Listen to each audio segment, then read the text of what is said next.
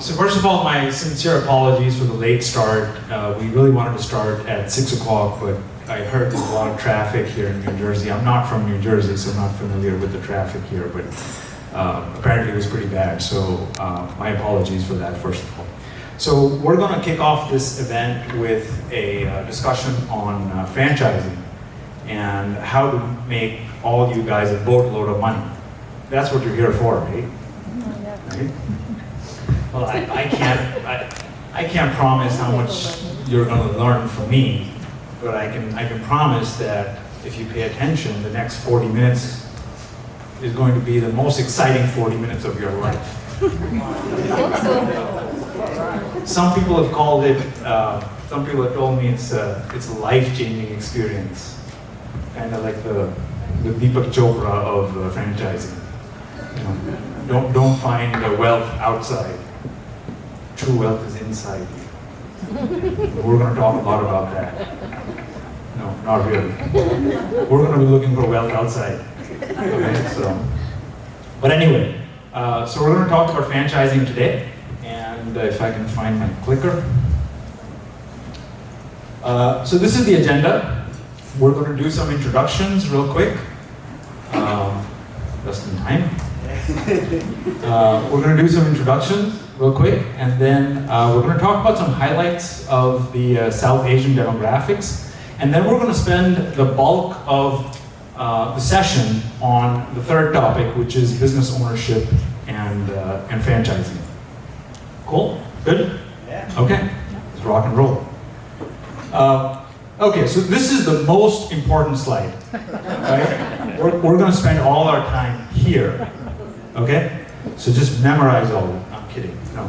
So this is me. I'm the founder and president of India Franchise Council. We're going to talk about that in a couple slides. I'm also a partner in a franchise consulting company and a couple of other companies. I'm also a multi-unit franchise owner and an independent non-franchise business owner. Must be my wife.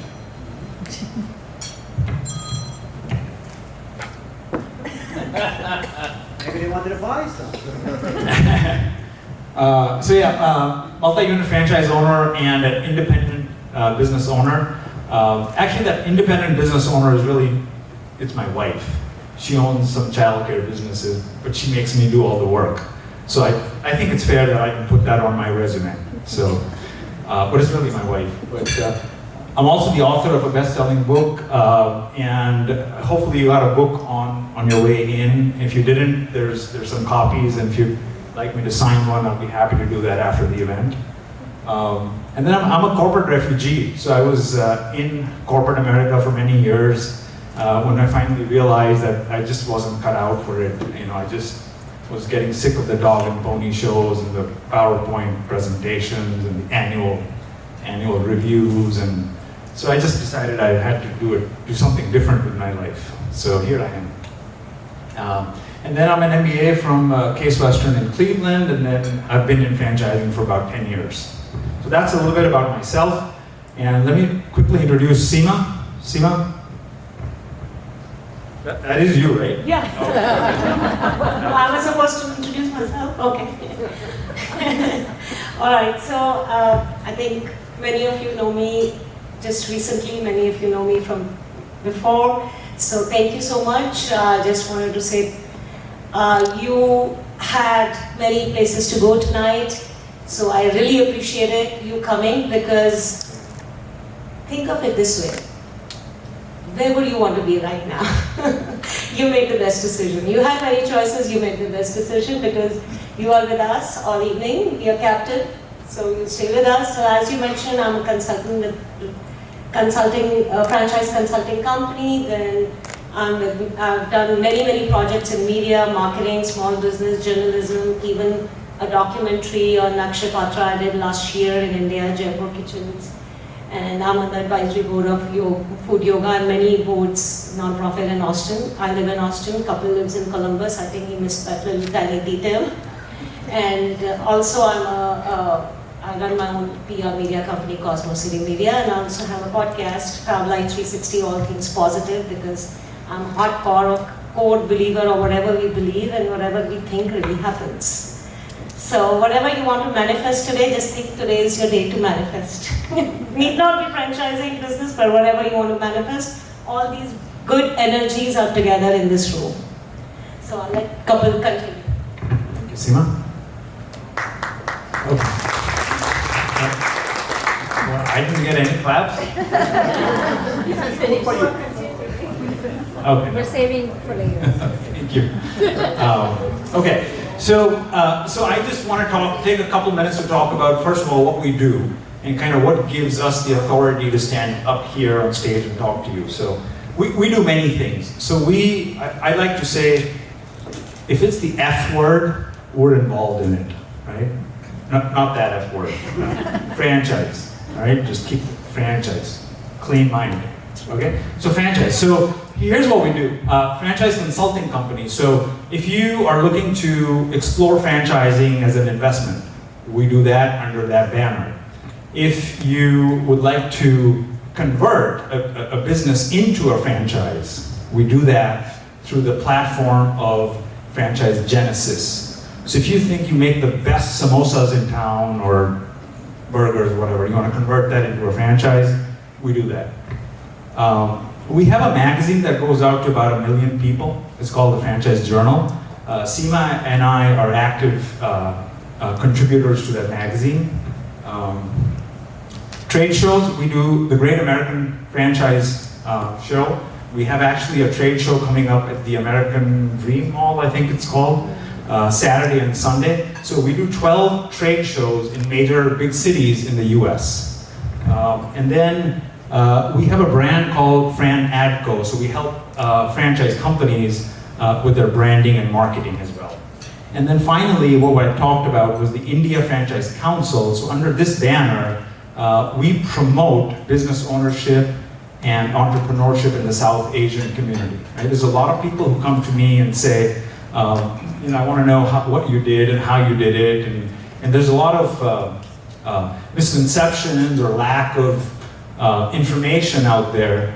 And we do seminars and we'll sponsor events and things of that nature where really we're helping people understand the landscape of business ownership or entrepreneurship under that brand. Cool? Okay. That's my book. It is available on Amazon as well. That is not me. That used to be me actually on the picture 15 years ago when I was in corporate America. That's not me anymore. Okay, so hey, I really like to talk about this. We're just going to switch gears, and for a couple, 2-3 slides, I really love the demographics of South Asians here in the U.S. And I don't know if you guys have seen these kind of numbers before. So here's what it looks like when we talk about South Asians. We're talking about primarily people from these 5 countries, right? India being the majority of them. About 82% of the 4.5 million people here in the U.S. 82% or so are from India, and then Pakistan is about 11%, and then the others are Bangladesh, Nepal. So that's really what we're talking about when we say South Asians. Okay? We are the fastest growing ethnic segment in the U.S. I know you know a lot of these famous people. I see all the men's eyes light up with all the pretty women up there. So you know a lot of these faces. We are the fastest growing ethnic segment in the US. We are the most affluent ethnic community. So of the 4.5 million South Asians in the US, so we're about 1.5% of the population, 73% of South Asians hold a bachelor's degree versus 31% for the overall US population. That's pretty amazing. 1 in 10 South Asians is a millionaire. So there's what, about 60 people here? There's 6 millionaires in the group. So raise your hand if you're a millionaire. No one? There's a couple of my friends in this group and I know they are millionaires, so I know. But anyway, that's the statistics. 1 in 10 South Asians is a millionaire.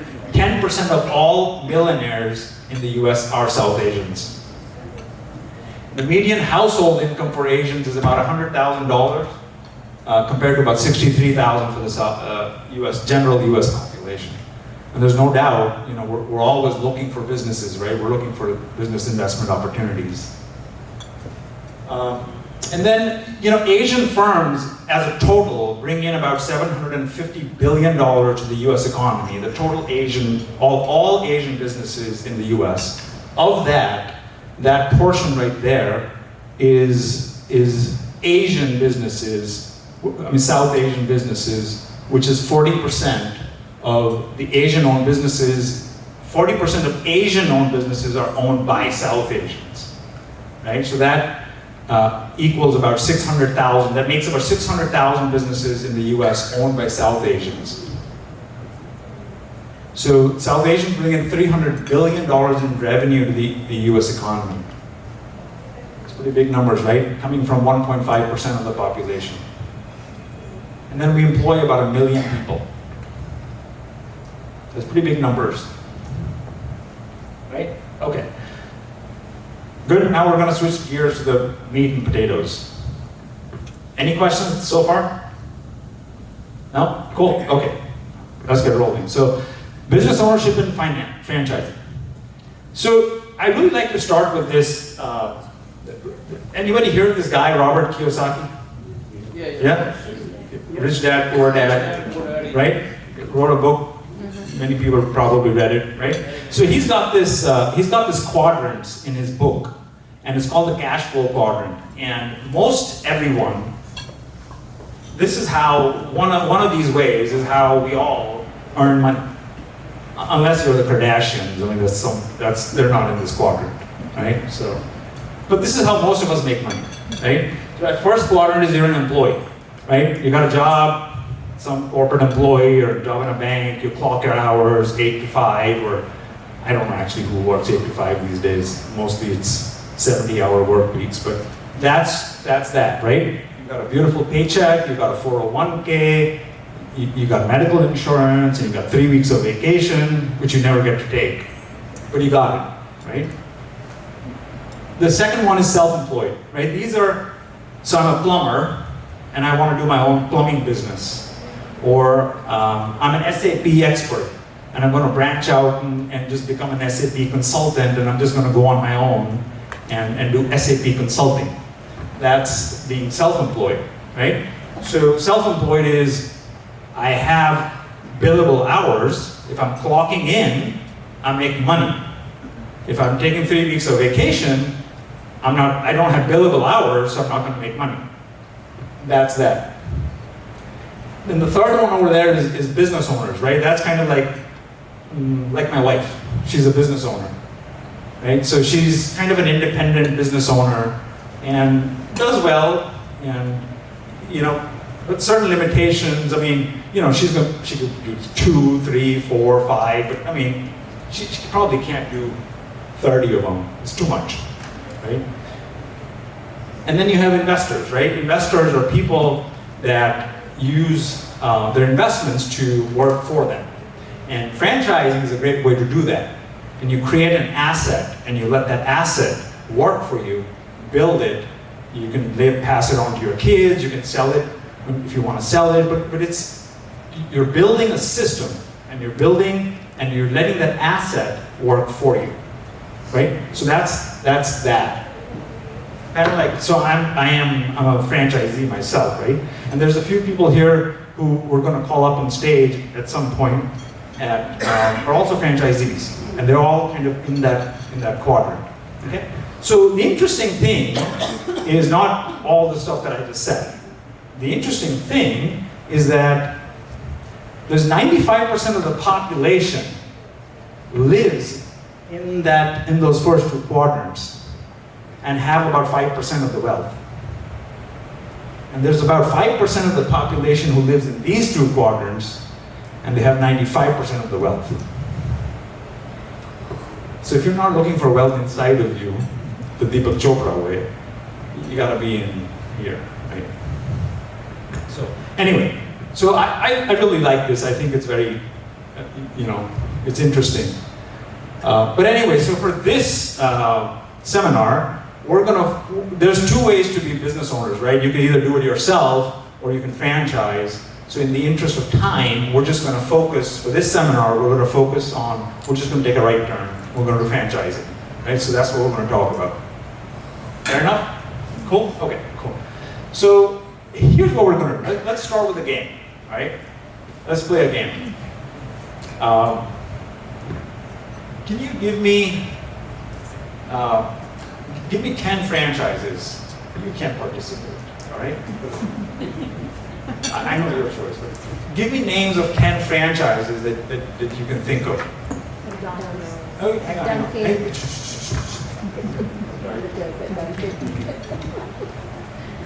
I had too much wine, so I gotta write it down. McDonald's. Dunkin' Donuts. Hot and fresh. Hang on, please. Taco Bell. Dunkin' Donuts. Chick-fil-A. Taco Bell. Every table has to get mosquito juice. Okay. You can't participate, right? I just said one. The rest?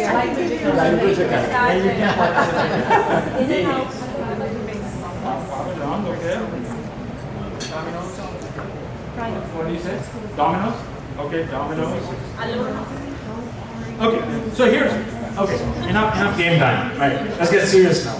We're not here to play games. All right, so here's, all I said about being an expert on franchising and all that, right? That's all bullshit. What I really do, my full-time job is magic. So the magic trick that I have is that I can magically, everything that you just told me, I can magically have it appear on the screen. I'm not kidding.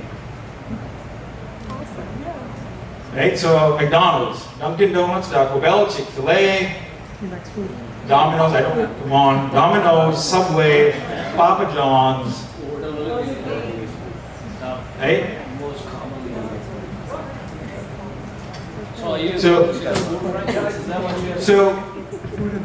And my point is, in this big room of 60 people, that we've struggled to come up with these 10 names of franchises, but yet there are about, fun fact, there's about 3,500 companies that franchise. So why is that? Why can we only think about these 10 names that makes me so successful at magic? Just because that's what we see all day, right? That's what we see all day. And that's what we know. That's our world of franchising is this, right? So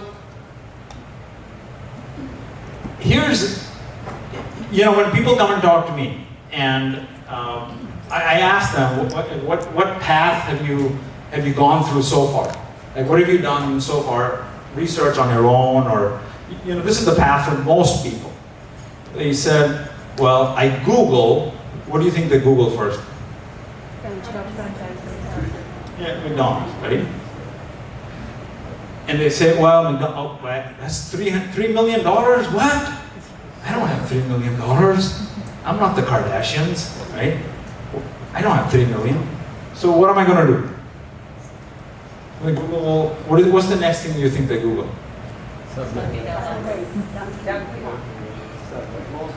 And it goes back to that. It goes back to this, right? That's all I know. It's true fact. I mean, I talk to hundreds of people every year. True fact. So let me just do an IQ test, right? So just please, show of hands. How many people in this room have heard of a brand called Hawaii Fluid Art? How many people here have heard of Moxie? Not this table. Only because you're in New Jersey. Only because, right? By the way, thank you for the gift card. My wife would love it. Actually, I can also pretty up, so thank you. Suites and rent them out to salon professionals. Very hands-off business. I don't really need to go into it much. And it does well. But I forgot. Show of hands. Anyone? No, okay, not many people. Okay. How many people have heard Robot Lab? Let's hear that. Robot Lab. No one? Okay. So Robot Lab deploys robots in hotels. Try calling Club Pilates and ask if they have any territory open in your market. Try calling them. There's zero. It's all gone.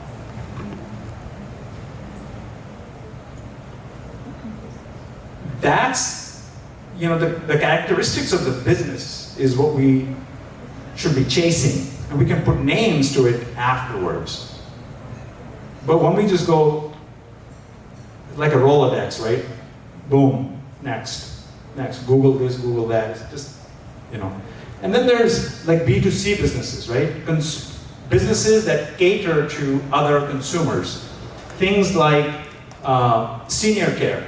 A lot of people turning, like the baby boomers, right? 10,000 people turning 65 every day in the US. Like property services, plumbing and blinds and all that kind of stuff. Tutoring. Those are all businesses that cater to consumers, right? And then finally, B2B businesses. These are businesses kind of like janitorial services, drug testing labs, staffing is big, really big, right? Business services like Money Mailer, Team Logic, Payroll Vault, you can outsource your payroll services, Robot Lab, those kinds of things. Now think about this. What do you think the investment levels might be, that versus that versus... Most of these businesses can be done from home, right? Investments are lower, but what is that going to do to your time? There, you open a business and customers are coming to you.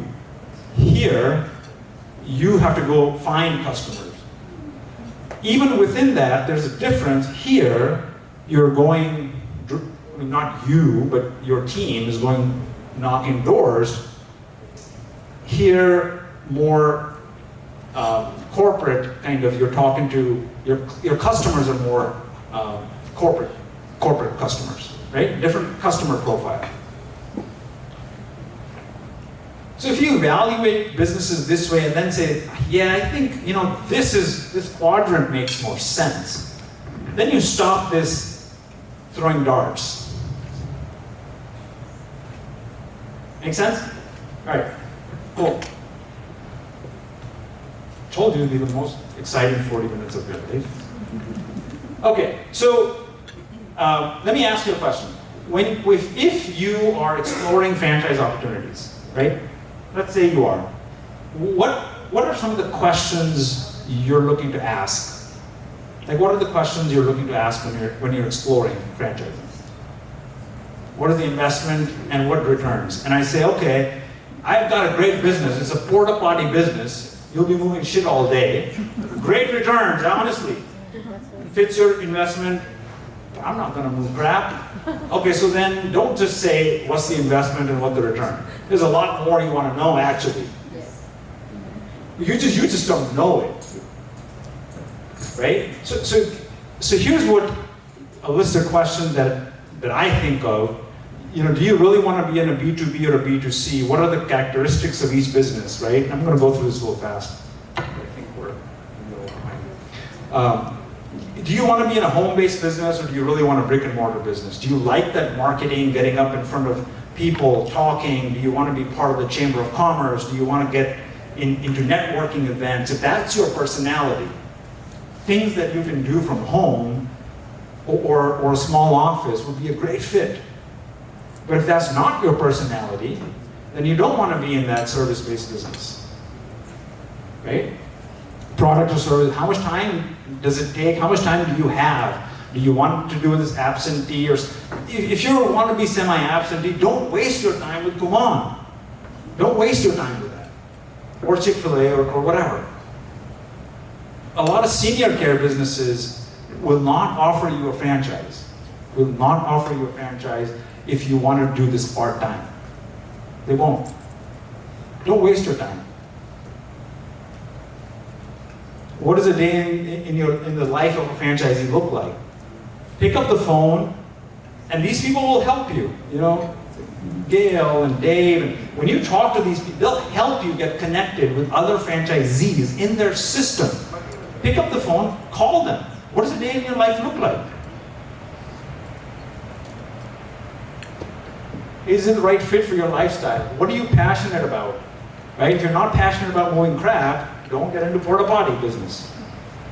Can you identify with the product? What's the growth, economic trends? I mean, do you want to get into the business of, I got these flyers made these banners made online. I mean, do you want to get into the business of making banners? I mean, you can do this online, right? What are the businesses that Amazon has killed? Those kind of, what's the trends, right? Oil change ain't going away, guys. It's not going away. What's the vision? What's the vision and the plan of the company? Have you ever stopped and asked anyone at the franchisor, hey, what is your vision? Where do you want to go with this company 10 years from now? That's a big deal. Do you need specific skills? Can you get financing? There's a lot of businesses like Phoenix, the one I do, does not qualify for an SBA loan because I don't create any jobs. So it's an important decision for me. Can I get financing? What kind of support do you get from the franchisor? That's the one and single most important thing why you want to partner with a franchisor. Right? Otherwise, why franchise? If you don't know the answer to that question, because you only want to know what's the ROI and what's investment, I mean, you want to know what help Moxie's going to provide you, right?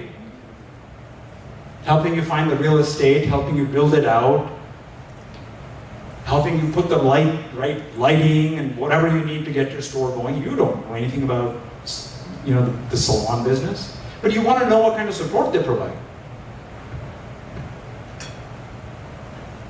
What's the history and the leadership team, right? What have you done in the past? Legal aspects. And then, yes, it's not wrong. Absolutely, it's essential to ask those two questions. But it's not the only two questions. Okay? Cool. Okay, so I just real quick want to share some franchises that you guys might not have heard of, but I've had the good fortune to work with, and people who have helped either place in franchise businesses or Manish Dubal, this is a guy who owns Image 360. So these are companies this is a company that does signs, like these big, not this kind of small things, but the big signs outside buildings and those kinds of things, right? Image 360. This guy owns, out of California, Sawmill owns CertaPro painters. I'm sure you're familiar with CertaPro. You get all these mailers in your mailbox, get your house painted. And this is when I talked to him in 2016, so 7 years ago, 2016, he was doing $4.5 million in revenue. $4.5 million in revenue, right? This guy he was a doctor. He was a practicing physician in India. When he came here, did not want to go through the whole, I think you got to go through the whole tests and the whole thing again. He didn't want to do that. So he was a franchisee of Money Mailer. Nisha, ArcPoint Labs. Anyone heard of that company? ArcPoint Labs? Okay, so they do drug testing, alcohol testing, background checks, things like that. Whenever you switch jobs, the employer will have you go through that whole thing, right? So that's what she does.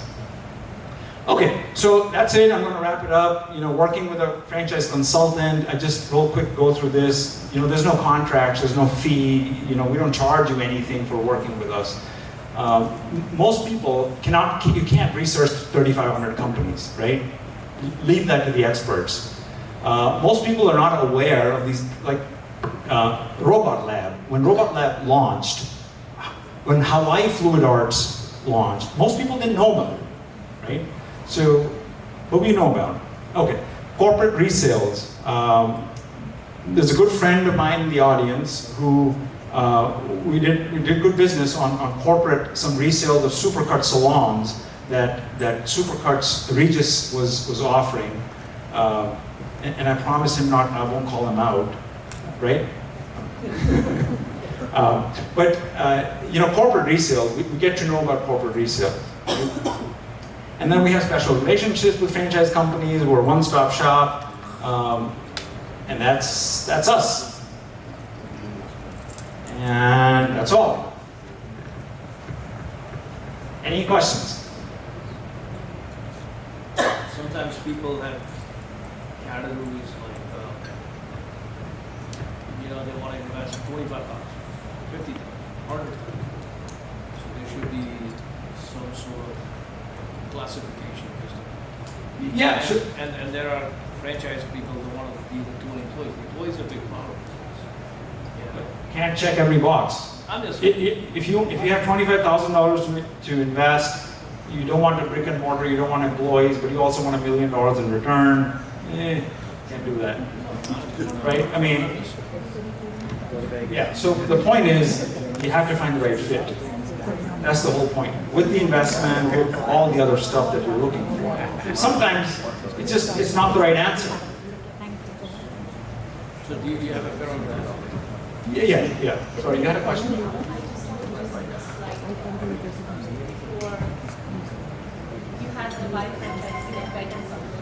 Yeah, it's $100, absolutely. That's okay. Oh, sorry.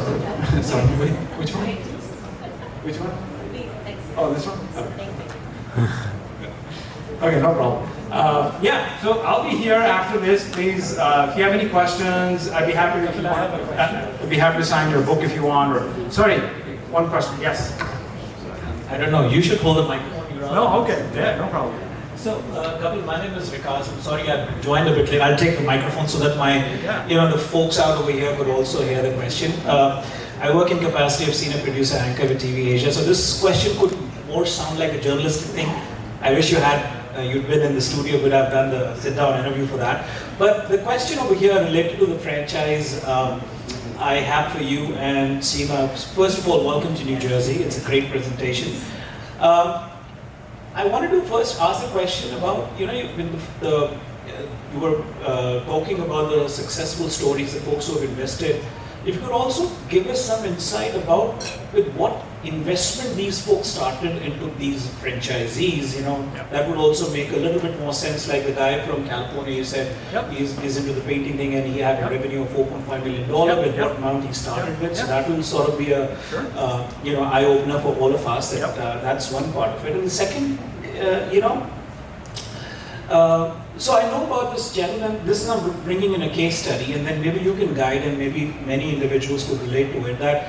So in California, I knew somebody who always was passionate about getting into the food industry, and this guy was into the job and all that, and always had a dream to had an aspiration to start this franchise business. So with his all lifelong savings or something like that, he invested into a burger franchise chain. I don't want to take the name of that company, but he invested into a burger franchise fast food company. I am. And he literally invested heavily in the sense that he was using all his savings. He thought it was a rare opportunity. He bought 4 locations. Okay. Now, somehow it was not a money spinner for him. He went into losses. The company finally also filed a bankruptcy. This guy lost all his money.